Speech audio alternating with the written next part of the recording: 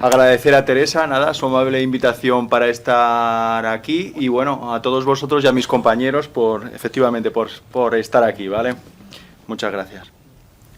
Bueno, y entonces yo voy a comenzar hablando pues un poco, simplemente decir que realmente la imagen tenemos que ver todo. O sea, es importante en estos pacientes, en rayos decimos en radiología, bueno, y casi todos los que se dedican a la imagen, hay que tener en cuenta una frase que es 4 esquinitas tiene mi placa, se decía hace muchos años. Quiere decir que hay que verlo todo, porque en estos pacientes es muy fácil que te encuentres cosas que no quieres ver, como en este paciente. Os llama la atención algo en la cara inferior del corazón, ¿no? Bueno, pues eso era una rotura cardíaca y un parche de teflón que le pusieron, o sea que hay que mirarlo todo. Un poco de historia. El escáner, aunque parece que lleva siglos, si vais a Londres podéis ver esta imagen, ¿eh? En el Museo de Ciencia de Londres, de 10 a 6, podéis ver el EMI escáner. Es el primer TAC que hubo en el año 71, de Hounsfield y Cormack, ¿vale? Y estos señores, que son los Beatles, pusieron dinero para hacerlo, por eso se llama EMI-TAC, ¿vale? Año 71, o sea que hace nada, 50 años. Y no había nacido ninguno. Un poco de historia, bueno, pero es bueno saberlo. Estos Hounsfield y Cormack recibieron el premio, lo hicieron en el 71-72 y en el 79 le dieron el premio Nobel. Entonces, la evolución hizo que a finales del siglo XX, del siglo pasado, suena fatal, pues consiguieran evolucionar hacia TAC helicoidal y después multicorte. Multicorte quiere decir que el número de detectores aumenta. Entonces, eso hace que la máquina sea mucho más rápida y tenga mucho más definición. ¿De acuerdo? Entonces, bueno, realmente el hito para empezar a hacer TAC coronario fue en el 2004-2005 cuando apareció los estudios, las máquinas de 64 cortes o 64 detectores, ¿vale?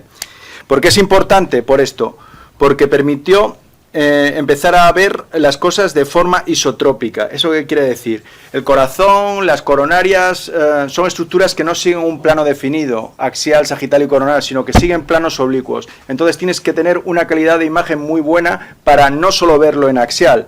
Por eso ya se dejó de usar la palabra TAC. TAC está mal dicho. Tomografía axial computerizada ya no es axial, o sea, es un TC, TAC helicoidal, o una tomografía computerizada. ¿Vale? Entonces ya la adquisición no se hace en plano axial. Desde que se consiguieron estas máquinas, resolución en los 3 planos. Y luego, ¿qué más? ¿Qué equipo necesitamos? Pues necesitamos lo mejor, necesitamos una máquina rápida. ¿Por qué? Porque los pacientes muchas veces no colaboran nada. Entonces hay que intentar hacérselo bien y rápido. Necesitamos a veces hacer triple rule-out, no sabemos muy bien qué hacer a los pacientes cuando vienen a la urgencia con dolor torácico, por eso os hemos comentado ya a todos que es muy importante la clínica, nos tenéis que intentar ayudar con la clínica, porque no es lo mismo hacer un estudio para un TEP que un estudio para unas coronarias o un estudio para una masa mediastínica o para lo que sea. Entonces es importante, muy importante para nosotros que nos ayudéis, y si no, no nos mintáis, decís, mira, no tengo ni idea. Sí, eso nos ayuda mucho también, porque si me dices una cosa y realmente, entonces ya no te vuelves loco, no sabes qué buscar. Entonces es muy importante intentar precisar y si no, pues ser sinceros, no tengo ni idea. Vale. Entonces, ¿qué máquina? Pues intentar que os den la mejor. ¿Por qué? Porque los pacientes son complejos y cuesta mucho. Y antes ya lo hemos dicho, con el TAC lo importante también es radiar lo menos posible. Por eso las máquinas nuevas son buenas, porque radian muy poco. Entonces, para hacer cardio necesitáis un 64 o más detectores, ¿vale? El que se dedique a la imagen. Y luego, bueno, a partir de ahora pues ya están saliendo máquinas de 320 detectores y el futuro será Photon Counting CT, que es otra tecnología que va a dar mucha más precisión porque va a ir siguiendo los fotones en las diferentes estructuras y va a dar también mucha más especificidad, pero bueno, eso lo veremos en unos años. Es importante también que sean buenas porque muchas veces no podemos beta bloquear a los pacientes para ralentizarlos o aguantan 2 segundos de apnea, entonces es muy importante y sobre todo la dosis, pues lo que ha dicho ya Rocío, muy importante radiar lo menos posible. Si el paciente no tiene que aguantar la apnea prácticamente nada, ¿qué pasa? Pues que casi no tiene artefacto. ¿vale? Los escanogramas, que ya os lo puso Rocío, pues eso hace que ya la máquina, las máquinas nuevas que son inteligentes, van a ver cómo es el normotipo del paciente. Entonces, si es un paciente gordo o delgado, tal, ya al hacerle los dos escanogramas va a decir, oye, este es delgadito, voy a usar 80 kilovoltios, no 120 o 130. Entonces, ya directamente está aprendiendo y te va a dar mucha menos dosis. Además, el tubo antes radiaba, si le haces un topograma larguísimo, pues le está radiando todo. Ahora la máquina, si tú le dices solo tórax, pues avanza, pero cuando acaba el tórax ya no radia. Cabeza y cuello no reciben nada de radiación porque el tubo se ha inhibido, ¿vale? Eso es la colimación activa. Y luego, hay veces que tenemos que hacer, por eso, si nos lo decís bien, pues a veces tenemos que hacer las dos cosas. Dice, es que no sé, me parece que tiene una clínica de una disección, pero no sé, tiene mucho dolor ahí, no sé si también se le irradia el brazo, y entonces, ¿qué? Las coronarias también. Pues a veces hay que hacer, entonces, si nos decís buena clínica, las máquinas ahora te permiten hacer una zona con sincronismo cardíaco, que es esencial para ver el corazón. Para ver el corazón y la raíz de la aorta, esencial sincronismo cardíaco, porque si no hay artefactos de pulsatilidad y entonces no podemos definirnos. Entonces puedes hacer con las máquinas nuevas sincronismo y angio-TC, y entonces podríamos ver el siguiente tramo de disección en el segmento descendente, por ejemplo, ¿vale? Y lo que hemos dicho, o sea, muy importante la clínica. Entonces ya la TAC, pues no, vamos a ver qué podemos hacer. Pues podemos hacer desde un TC body para un seguimiento oncológico y luego ya, pues depende de la clínica, haremos o un TAC torácico o un TAC cardíaco, dependiendo de lo que nos digáis. Y bueno, hay veces que a mí me piden exploraciones de angio-TC o de tal, y cuando viene el resi le digo, ¿tiene una placa de tórax? Dice, sí, pero no la he mirado. Digo, pues mírala, hombre. Dice, es que viene por dolor torácico. Digo, mírala. Dice, ay, es que yo sospecho un TEP. Digo, bueno, a lo mejor lo tiene, pero mira la placa. ¿Vale? O sea, es importante ver las placas. A veces te dan el diagnóstico. Vale. ¿Qué hago? Pues lo que hemos dicho, o sea, si es algo de la esfera cardíaca, tenéis que hacer con sincronismo cardíaco. El calcio scoring, como os contó Rocío, va sin contraste, y luego ya los cardio-TC van todos con sincronismo y con contraste intravenoso. Preferiblemente prospectivo para radiar menos. Bueno, hay veces que el paciente es mayor y también nos interesa saber cómo tiene de calcificadas, y entonces a veces hacemos las dos cosas. Y como la radiación ahora de los estudios es mucho menor, pues bueno, no nos da tanto palo como hace, pues, desde el 2005, que radiábamos muchísimo más. Y los hallazgos que podemos ver en estos pacientes, pues son de todo. Pueden ser incidentales, lo esperabas, pueden ser trascendentes o intrascendentes, y lo importante es valorar los que cambian el manejo clínico, ¿no? Y muchas veces a estos pacientes, si vemos algo interesante, por lo menos en nuestro servicio lo que hacemos es generamos una alerta. Entonces, un paciente oncológico que viene a hacerse un control rutinario oncológico y le vemos un TEP, pues nada más verlo, llamamos a la consulta y decimos, oye, que la paciente tal tiene un TEP, ¿quieres que te la mande a la consulta o la quieres mandar a urgencias? Intentamos que no se vaya a su casa con su TEP y espere unos días con el TEP, porque a lo mejor ya no vuelve, ¿vale? Entonces, es importante, si generas eso, si ves eso, generar la alerta y que no se quede ahí colgado, ¿de acuerdo? Y lo que os he dicho, o sea, antes, hay que revisar de forma precisa y global los estudios de estos pacientes, porque son pacientes complejos. Entonces, y luego también, si tiene estudios previos, también es importante, si tienes un rato, verlos, porque a veces te dan la pista, como la resonancia previa o como un escáner previo. Bueno, un ejemplo. Paciente fumador de 47 años con dolor torácico, prueba de esfuerzo no concluyente y riesgo intermedio de padecer enfermedad coronaria, que acude para coronario TC. Como sabéis, los coronarios TC, ya os lo dijo antes Rocío, ajustamos el field of view. El field of view es el campo de visión, o sea, lo ajustamos lo más posible al corazón para no radiar tanto, ¿de acuerdo? Entonces, este paciente, pues bueno, le hicimos un coronario CT y en principio, creerme, no, las coronarias eran normales. ¿Os llama algo la atención? A ver. ¿vale? Se rellena bien las cavidades izquierdas, aquí está el segmento medio de la coronaria derecha que también está bien, y la aorta también se ve bien, bueno, lo que vemos parece que bien. Pues 4 esquinitas tiene mi placa, fijaros, ¿veis ahí? ¿Veis eso? ¿Qué pasa con los estudios de TC? Los estudios de TC realmente, o sea, cogemos el segmento del corazón, los 16 centímetros más o menos que en altura ocupa el corazón, y lo centramos en el corazón, pero realmente estamos cogiendo toda la información del tórax. Entonces, luego podemos hacer un postproceso y sacar también los pulmones y la pared torácica, porque esa información la tenemos. ¿Vale? Pues vamos a hacerlo.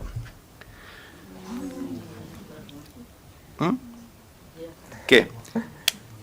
Pues fijaros, lo que habíamos visto no era el tumor, era la cúpula diafragmática derecha y un poco de hígado. Y eso es lo que nos alertó para abrir el FiloView, bueno, que deberíamos hacerlo de forma rutinaria y efectivamente diagnosticar un cáncer de pulmón.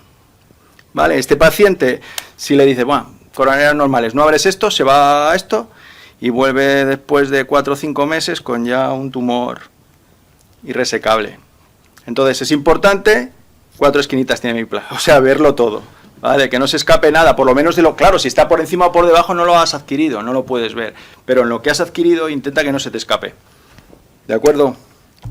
Vale, bueno, esto se hablará seguramente hoy y además ya lo sabéis, que los pacientes de cáncer tienen mucho riesgo cardiovascular comparado con los no pacientes sin cáncer, y luego todas las complicaciones también nos las han ido contando ya. Vale, el calcio scoring también hemos dicho que bueno, que es un factor de riesgo independiente de eventos cardiovasculares y también es interesante en muchos casos hacerlo. Entonces, ¿por qué es interesante la coronario CT? Por esto. Que el valor predictivo negativo es prácticamente del 100%. Suena fatal, pero es así, casi, o sea, muy alto, por encima del... O sea, ¿qué quiere decir eso? Quiere decir que cuando tú ves unas coronarias como estas, normales, la probabilidad de que sean normales es casi del 100%. ¿Vale? Entonces, es muy importante en ese sentido esta tecnología. Pero además nos permite otras cosas. Nos va a permitir que probablemente en un futuro sea una cosa pues mucho más rutinaria, es caracterizar mejor las lesiones en las coronarias. Entonces, fijaros, este es el mismo paciente. En una geografía digital de coronarias, pues vemos aquí una pequeña deformidad y el vaso parece que, bueno, pues tiene un flujo bueno, pero claro, le hacemos el TC, hacemos una reconstrucción sagital-oblicua en la misma zona y fijaros cómo está, placas calcificadas, placas mixtas, un calcio muy importante y otra placa contraria, o sea, que nos está dando mucho más información de lo que pasa realmente en el vaso. La angiografía realmente solo ve el flujo de sangre con contraste, pero el TAC además te valora la pared, ¿vale? Bueno, podemos en un futuro probablemente podamos caracterizar, pues decir si es calcio, si es grasa, si es fibrosis, de una forma mucho más precisa. Ya hay programas que todavía les faltan precisión, pero estoy seguro que en un futuro eso va a ser así. Vale, entonces vamos ya a empezar con los casos. En principio, seguimos diciendo, la clínica nos es muy importante. El paciente, ¿cómo viene? Con disnea, con dolor torácico, sin clara clínica cardiológica, es un paciente oncológico. Pues bueno, en principio, yo si me viene un paciente así, le haría un TAC body con contraste intravenoso, o si está solo limitado al tórax, pues un TAC de tórax con contraste. Entonces, en esta paciente que había tenido una neoplasia de endometrio, pues bueno, vimos un hallazgo incidental. ¿Os llama la atención algo? ¿Dónde está? Aquí, ¿no? ¿Qué vaso es? Si sale la coronaria derecha, la aorta, muy bien. ¿Y en qué nivel estamos? ¿Veis aquí? Más o menos al nivel de la válvula. Y veis que hay un defecto que parece que está ahí adherido a un velo. ¿Lo veis? Pues nada, era un fibroblastoma en la válvula aórtica. ¿Vale? Vamos a ir haciendo muchos casos de forma así dinámica. Otro hallazgo incidental. Este era un paciente con un tumor testicular, en el que, bueno, en un estudio oncológico a nivel torácico, vimos esa mancha ahí negra, que bueno, en reconstrucción multiplanar, vimos que estaba un poco por encima de la aurícula entre la aurícula derecha y la izquierda. Y, fijaros, tiene un, ¿cómo se llama ese círculo? ROI, región de interés, region of interest, un ROI. Eso, el TAC nos permite caracterizar las lesiones. Tú coges un circulito y lo pones en el sitio donde te apetezca y te dice las unidades Hounsfield. ¿Por qué se llama Hounsfield? Porque fue el que inventó el PC, muy bien. Unidades Hounsfield, UH, Hounsfield Unit. Pues allí, poniendo eso, vemos que nos sale un valor negativo de menos 108. ¿Eso qué os parece? Muy bien, premio. ¿Vale? Si lo pusiéramos en el pulmón, ¿cuánto saldría? El que ha contestado. Si el ROI, en vez de ponerlo en la grasa, lo pongo en el pulmón.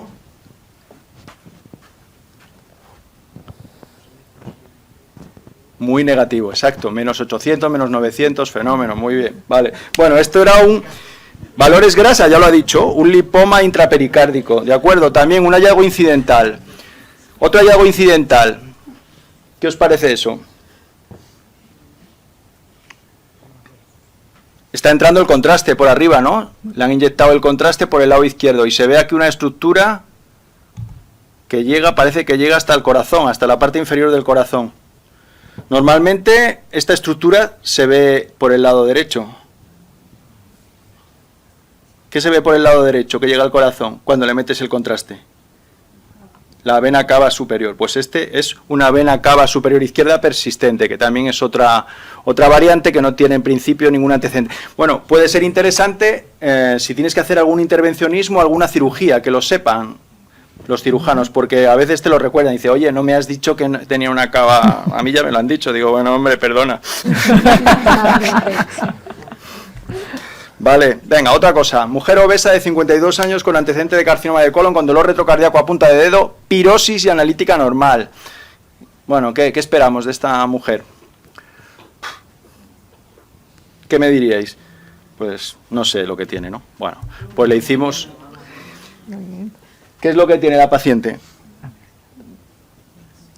En una placa de tórax se vería un aumento de densidad retrocardíaco con un nivel hidroaéreo. Una yerna de hiato. Sí, señor. Vale, intrascendente también. Vamos a empezar ya. Mujer de 60 años con dolor torácico izquierdo con antecedentes de neomama y electrocardiograma normal. Es importante ver a los pacientes, preguntarles y auscultarles.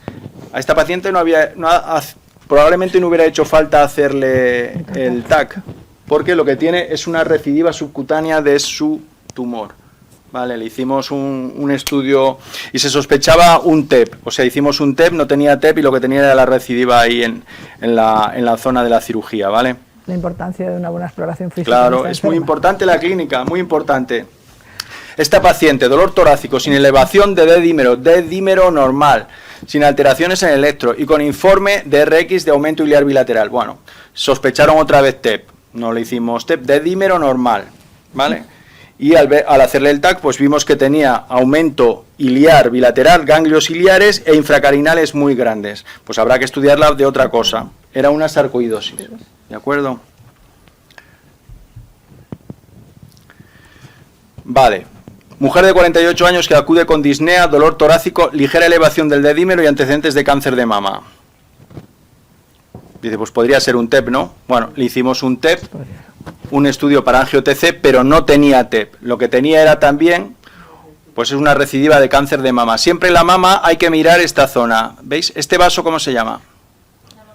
La mamaria interna, fenómeno. Pues aquí hay una cadena que es la cadena mamaria interna, que también hay ganglios y la mama le encantan estos ganglios y también comerse el esternón. Entonces siempre hay que mirar esa zona, ¿vale? Esta paciente tenía una recidiva ganglionar en cadena mamaria interna derecha y además tenía derrame pleural, un poco encapsulado también en la cisura y también tenía algún ganglio iliar. Bueno, no tengo la paciente, pero tengo una reconstrucción 3D volumétrica superficial. ¿Qué os parece? Muy bien, ahí he oído algo importante. Vale, importante circulación colateral. Me gustaría que me hubierais dicho esto, pero sí, está bien lo que habéis dicho. Importante circulación colateral en paciente oncológica con dolor torácico. Vale. ¿Quién habló de la cava? Muy bien. ¿Qué tiene? Eso es, tiene una vía central con entrada subclavia izquierda y efectivamente vemos que llega hasta la mitad de la vena cava superior y aquí, de aquí ya no pasa, ¿vale? Tenía una obstrucción de la vena cava superior. Siempre que haya vías centrales, cables de marcapasos, portacat, siempre fijaros en el TC, en los planos axiales, porque ahora todos tenéis PACs o MIMS, como queráis llamarlo. Ahora se llama así, MIMS, más que PACs. Entonces vais viendo las imágenes una a una y os fijáis en cómo evoluciona el catéter, el dispositivo, el cable de marcapasos, para ver si hay algo ahí. Siempre es importante verlo en estos pacientes. Y en los pacientes oncológicos también siempre es interesante ver las pulmonares, por lo menos los segmentos más iliares y proximales, porque también tienen tendencia a hacer muchas veces TEP. Entonces, si te aseguras de que siempre que veas eso lo miras de forma rutinaria, es probable que se te escapen muy pocas cosas, como en este caso. ¿Qué tiene?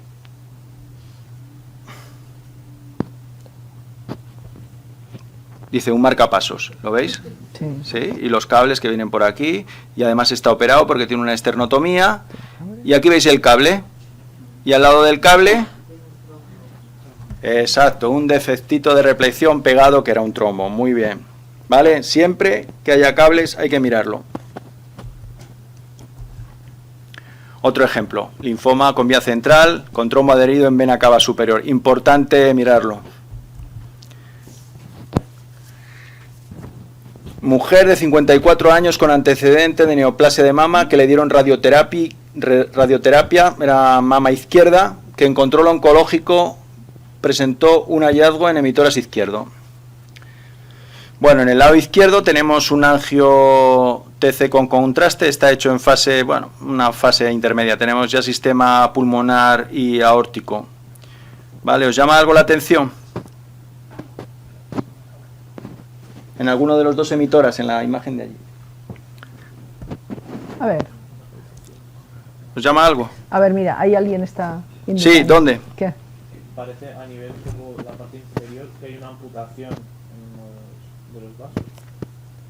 ¿Me estás en esta imagen? No, en el izquierdo. En el emitor izquierdo. Este es el derecho y Ese este es el el derecho y izquierdo. ese es el No, izquierdo. perdón, en el derecho. ¿En esta imagen o en esta? En el hemitórax derecho, dice. Ahí, mira, esa amputación. Ahí, que es que yo. Aquí. Sí, Bueno, eso no es verdad. esto es un MIP, se llama, o sea, lo que haces es una loncha un poco más gorda y no está pillando el vaso. Ah, vale. No es real. Vale. Mira primero Pero bueno, aquella. bien, mira. Mira primero la imagen de la izquierda. ¿Os llama algo la atención? ¿Qué? Ya. Esto. ¿Qué os parece? ¿Tiene contraste o no tiene contraste? Sí, ¿no? Pues decidlo. Si se llena igual que las pulmonares, o sea, tiene contraste. Vale. Y luego se ve aquí en un MIP. El MIP es coger una loncha en vez de más fina, más gorda. ¿Vale? Y entonces aquí lo que estamos viendo es, MIP significa máxima intensidad de proyección. ¿Vale? Lo que hace es, recoge la información de todos los píxeles de mayor señal y lo junta. Entonces se ven las estructuras vasculares así de bonitas. Lo que estáis viendo aquí es una conexión arteriovenosa. Esta paciente había hecho una fístula arteriovenosa, ¿eh? No se sabe por qué, tenía el antecedente de la radioterapia, no se pudo confirmar, pero empezó con clínica y era por eso, ¿no? Tendría también un poco de desaturación, una fístula arteriovenosa pulmonar. Bueno, ahora ya sabéis que está de moda hacemos constantemente estudios pre-TAVI. ¿Sabes lo que es una TAVI, no? Todos, vale. Sí, vale, fenómeno. Pues entonces lo que hacemos es un estudio, o sea, los intervencionistas nos piden eso, sobre todo raíz de aorta muy bien sincronizada para hacer unas medidas precisas del anillo, porque eso les va a dar el tamaño de la prótesis que tienen que usar. Entonces, esa zona, raíz de aorta y coronaria, siempre con sincronismo, ¿vale? Y luego además, con la tecnología que tenemos ahora, podemos estudiar el árbol aórtico ilíaco con el mismo contraste, o no inyectando dos veces contraste ni recitando al paciente otro día, que es lo que hacíamos al principio. Hacíamos un día el corazón y otro día le hacíamos el angio. Bueno, yo lo hacía también, le enchufaba un poco de contraste y hacía el mismo día, pero bueno, lo normal era citarlo 2 días, ¿vale? Ocupar 2 huecos y meterle 2 bolos de contraste.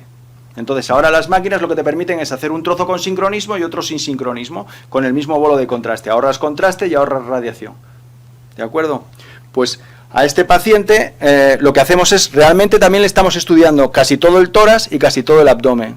Entonces, en el abdomen no solo hay que valorar las ilíacas y la aorta abdominal, que también, porque eso le va a dar las medidas a ver si pueden meter todo el catéter donde va metida la prótesis. Necesitamos un diámetro mínimo de unos 6 milímetros a nivel femoral.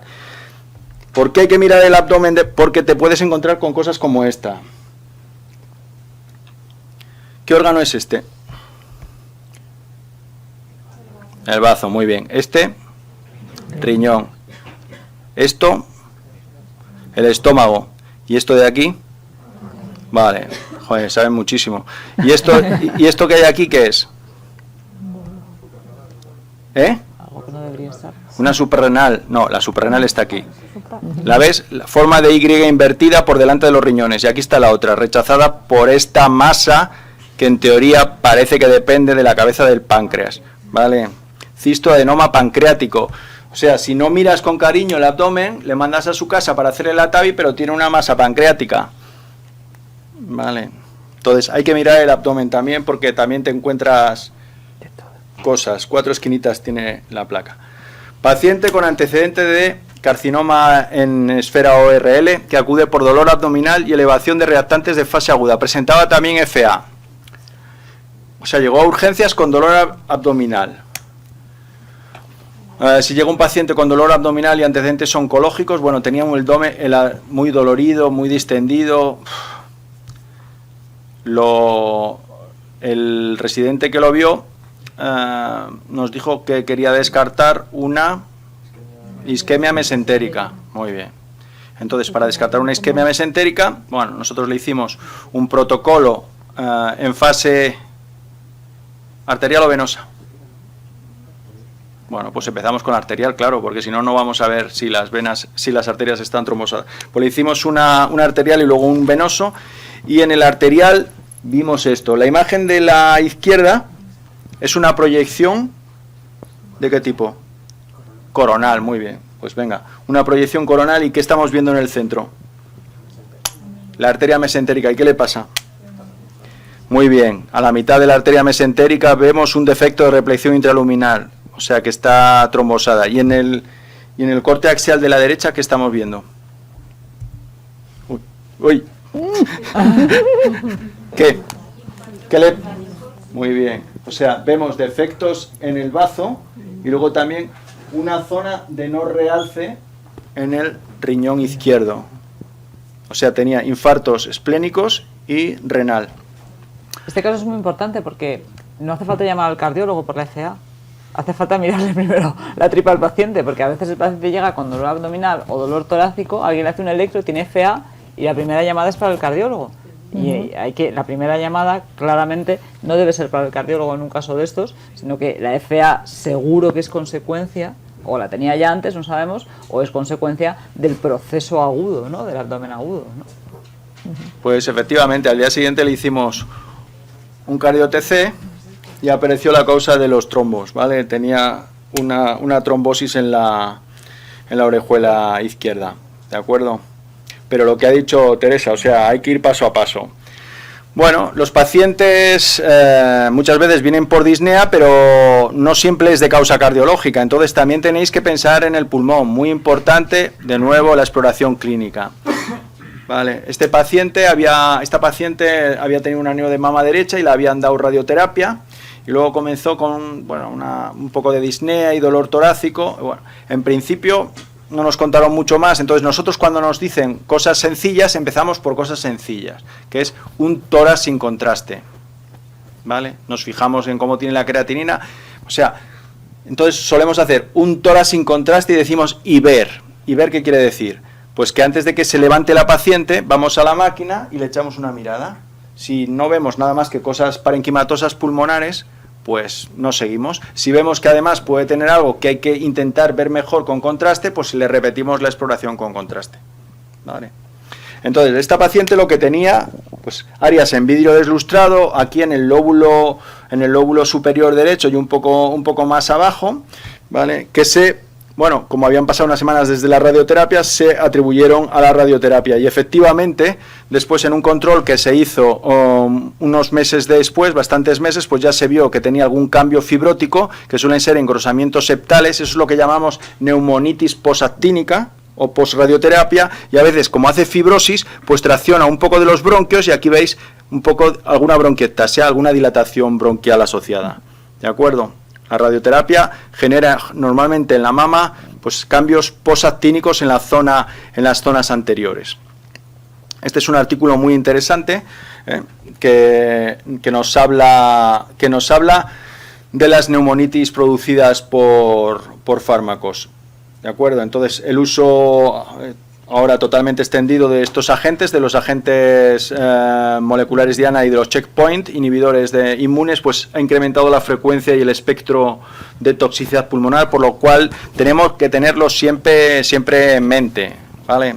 Entonces, muchas veces, pues bueno, nosotros cuando llegan y no vemos nada más que alteraciones parenquimatosas pulmonares en pacientes oncológicos, o sea, no vemos imágenes sólidas que sugieran una afectación metastásica de su proceso de base y solo pues imágenes que nos parecen una especie de consolidaciones o áreas en vidrio deslustrado que persisten y que incluso cambian de sitio, pues nos hace pensar en que puede tener una neumonitis atribuible al fármaco, ¿no? Entonces, realmente el diagnóstico a veces es difícil y hay que descartar otras causas, por ejemplo, hablar con el clínico si en ese momento ese paciente oncológico tiene clínica infecciosa, porque entonces a lo mejor es por causa infecciosa, pero hay que descartar otras causas e intentar establecer la causa-efecto. Muchas veces, al final el diagnóstico va a ser retirar el fármaco y hacerle un control después de una temporada con tratamiento, ¿vale? Y los patrones pues pueden ser parecidos a cuando hay un daño alveolar difuso, una neumonía intersticial,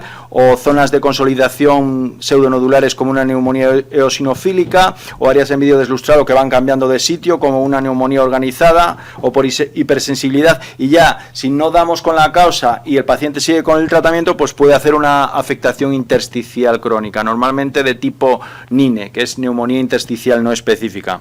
Vale, de todas maneras es difícil porque todavía no está establecido claramente qué tipo de afectación produce cada fármaco. En este paciente, pues bueno, tenía una neumonitis eosinofílica por gefitinib y lo que veíamos era eso, imágenes pseudonodulares con un poco de halo alrededor en el lóbulo inferior derecho y en la língula. Esta ya estaba empezando a regresar porque ya le habían retirado habían sospechado y habían retirado el tratamiento y estaba haciendo el halo en vidrio deslustrado inverso, que es que empieza a curarse por el centro. Vale. Esta paciente tenía una adenocarcinoma en el lóbulo inferior derecho. Vale, veis el patrón como alveolar, no es una masa completamente sólida y fijaros que tenía ya muchísimas metástasis y que estaban cavitadas. Veis que en el centro tiene como aire. Vale, pues posteriormente empezó con áreas en vidrio deslustrado que iban cambiando de sitio. Además hizo, bueno, pues imágenes nodulares de metástasis y algo de retracción, pero esto no era normal, esto no era producido en principio, pensamos que esto no era producido por su afectación del tumoral. Y al final, pues bueno, no se hizo nada, siguió con el tratamiento y acabó haciendo una fibrosis muy llamativa. Entonces vemos los engrosamientos septales, intersticiales y subpleurales, que se hicieron muy confluentes, la masa también fue creciendo y luego había tanta destrucción que ya se formaron imágenes quísticas confluentes, ¿vale? Era una fibrosis muy evolucionada por ese fármaco. Aquí tenéis otro ejemplo de neumonía organizada por pembrolizumab, y era también un paciente con cáncer de pulmón que también tenía ganglios y afectación de la pleura mediastínica. ¿Veis las zonas de consolidación no homogéneas de la neumonía organizada? Y luego un mes y medio después de suprimir el pembro y tratamiento con corticoides, pues ya habían mejorado y quedaba un área como difusa de en vidrio deslustrado en esa zona. De tal manera que en estos pacientes, si descartáis otra causa, hay que pensar en que el fármaco puede estar produciendo la neumonitis. O sea, hay que tenerlo siempre en cuenta. Vale, ahora, bueno, podemos empezar con disnea, dolor torácico, y podría ser de naturaleza oncológica, en un paciente oncológico. Si empezamos así, pues ya empezamos a meter el contraste y dependiendo de lo que sospechemos, probablemente habrá que hacerlo con sincronismo. Vale, en esta ocasión era una mujer de 34 años con antecedentes de leucemia, disnea, dolor torácico y elevación de D-dímero 3000, que llegó a la urgencia. ¿Qué sospecháis? Venga, ¿alguna vez acertáis? ¿Qué? ¿Qué le pediríais? ¿Una angio-TC para descartar un TEP? Pues acertasteis. Vale. En este caso veis los defectos de reflexión intraluminal. Claro, pero cuadra todo, elevación. El otro día he discutido con un resi en la urgencia. Bueno, no he discutido, simplemente he hablado con él. Junto a resi. Claro, me dice, es que quiero descartar un TEP. Digo, el paciente está, digo, pero si está en FA y está anticoagulado, digo, está bien la coagulación, o sea, el INR, dice, sí, está todo bien. Digo, oye, que estoy viendo aquí que tiene dos dedímeros, uno de 220 y otro de 230, de ayer y antes de ayer.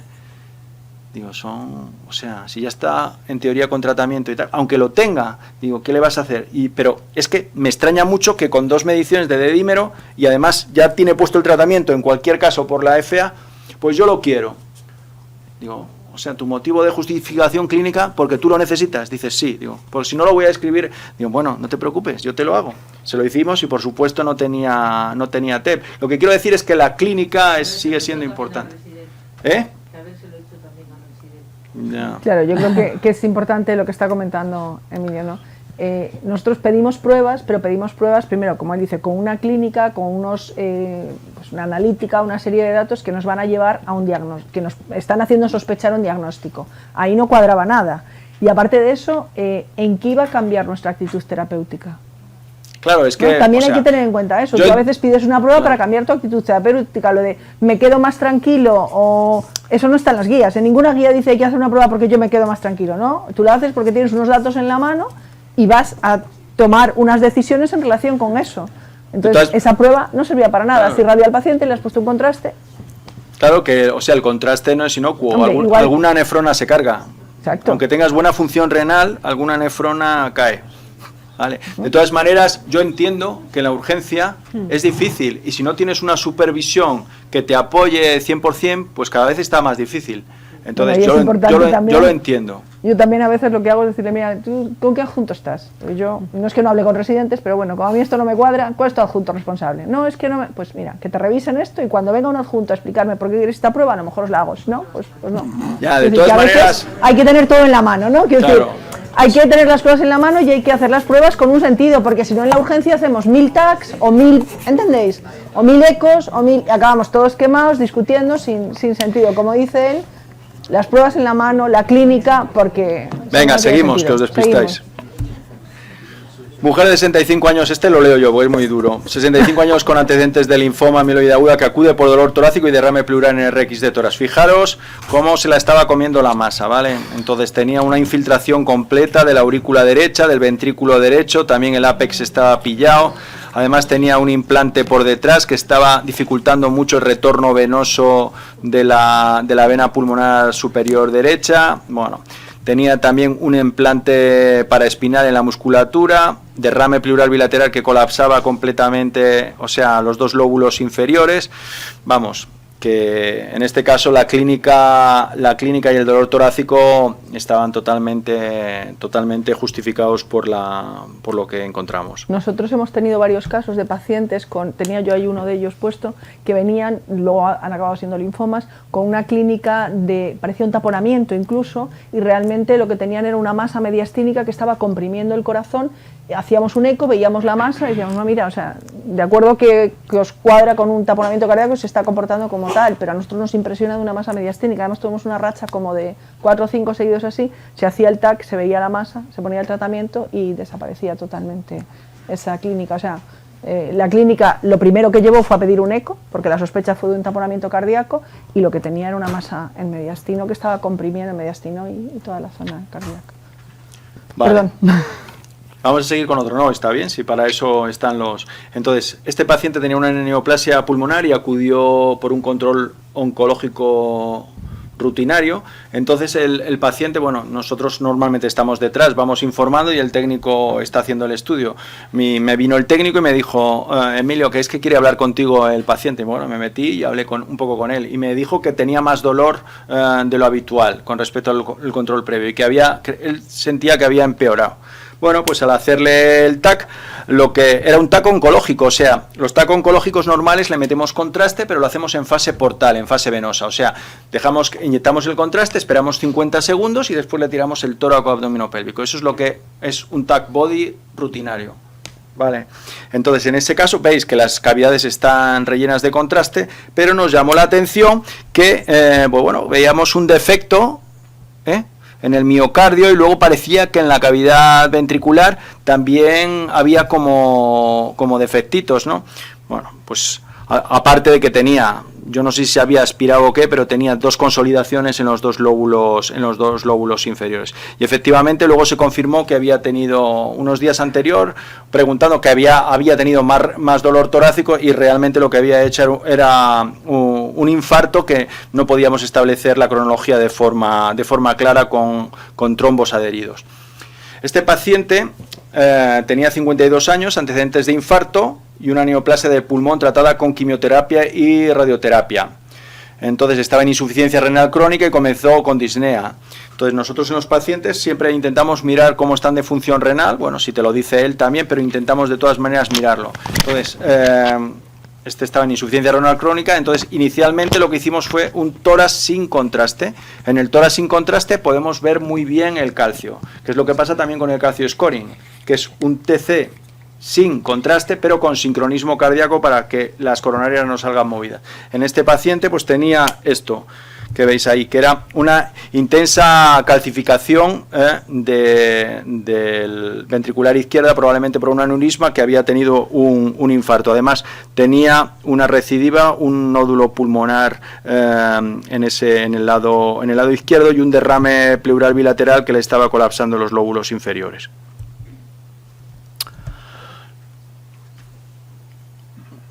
¿Qué está señalando las flechas? El de cardio que no lo diga.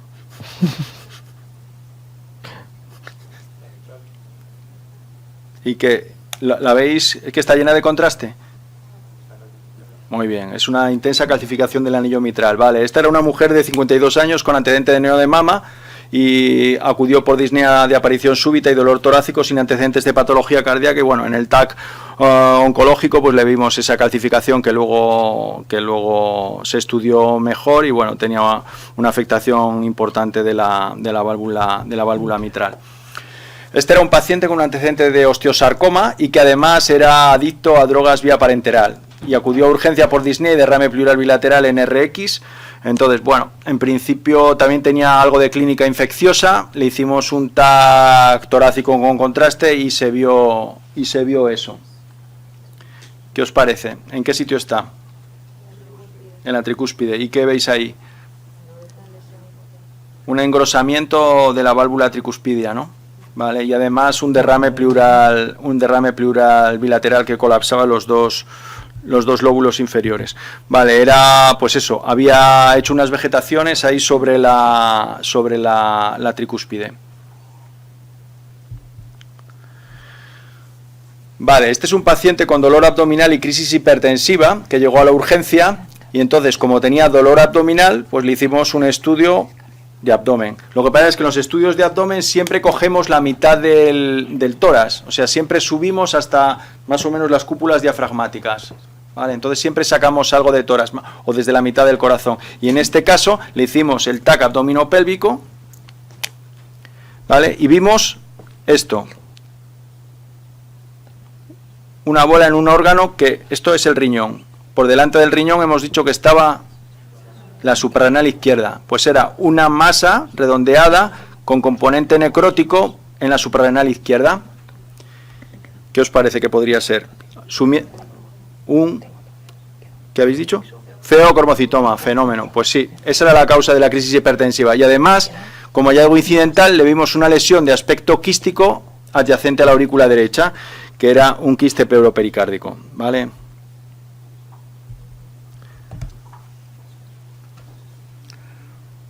Antecedentes de carcinoma de mama que acude por dolor abdominal. ¿Os llama algo la atención en la placa, en el corte de tórax con contraste? Es lo mismo, le hicimos un abdomen pelvis y en los cortes cogidos de tórax, pues tuvimos un hallazgo incidental.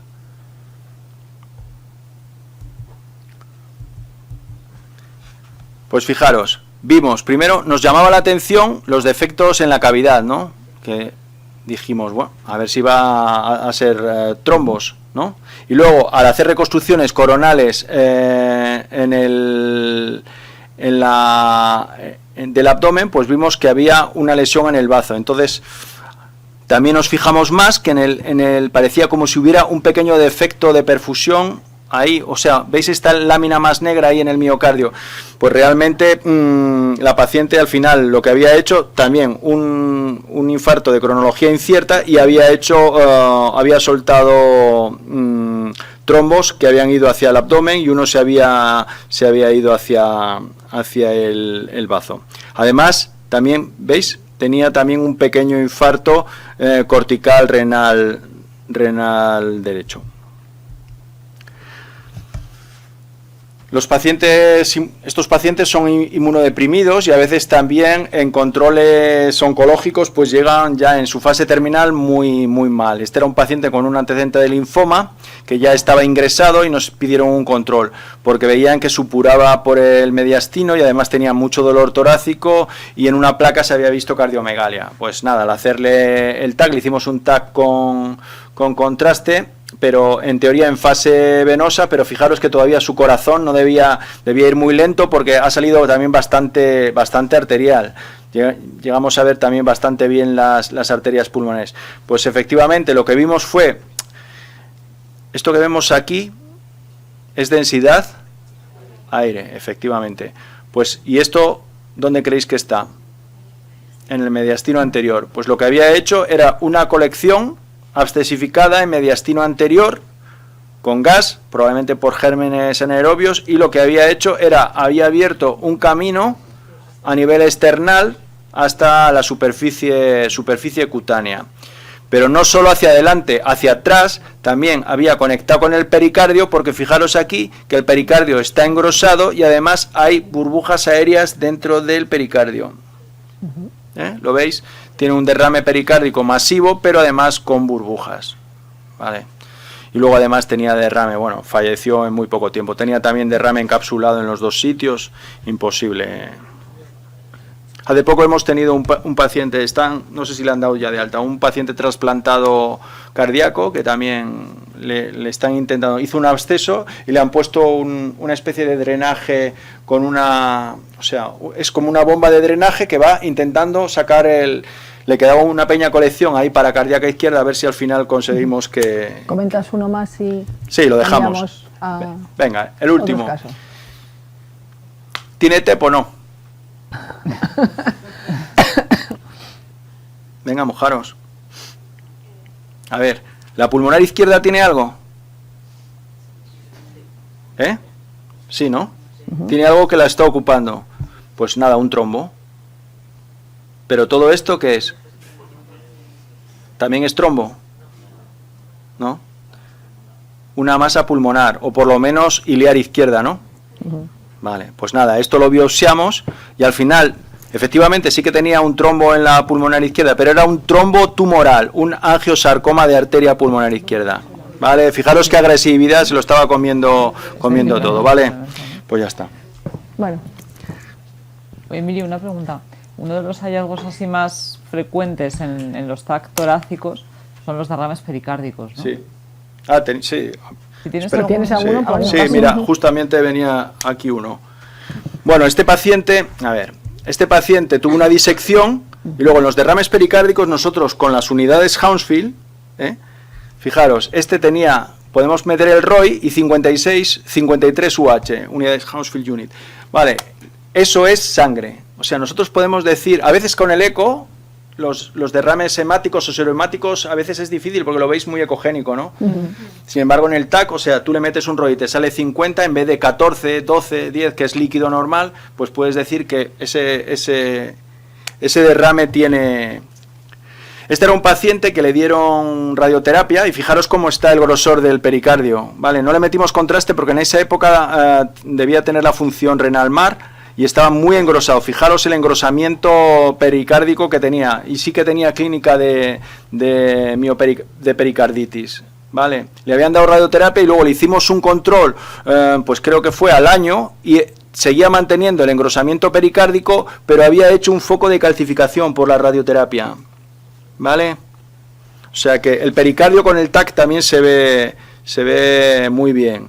Bueno, esta es una paciente con un aneo de mama, veis la prótesis en la mama derecha, su mama izquierda, y luego llegó porque tenía un dolor torácico inmenso y una cardiomegalia, una placa de tórax que se salía del corazón. Fijaros, está en taponamiento cardíaco, ¿vale?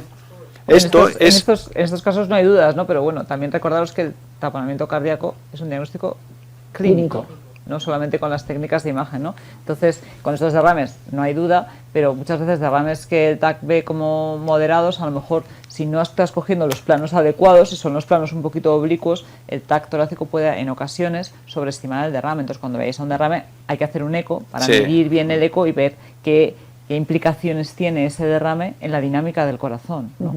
O sea, ese que nos ha enseñado Emilio seguro que tiene implicaciones en la dinámica del corazón. Aunque también tened en cuenta una cosa, o sea, cuando pedís ese eco, la urgencia de hacerlo va a depender de la clínica del paciente, ¿no? Claro, o sea, este eco es emergente. Hipotenso, Este seguro emergente. que un paciente que está con 140 de sistólica y que le han visto un derrame en el TAC, que por supuesto hay que hacerle un eco y ver cómo, pero bueno, ese eco a lo mejor se puede hacer al día siguiente o a los 3 días, ¿no? O sea, también la clínica, siempre la clínica, ¿vale? Sí. Bueno, si queréis ver, esto es nada, el último ya, es fijaros qué calcificación pericárdica tenía, también le habían dado mucha radioterapia adyuvante y bueno, había tenido una disnea de lento desarrollo y edema en miembros inferiores, pero fijaros, haciéndole un MIP, que es sumando, fijaros qué calcificación tenía del pericardio, ¿vale? Y luego tenía en ese momento un tubo drenándole el derrame pleural.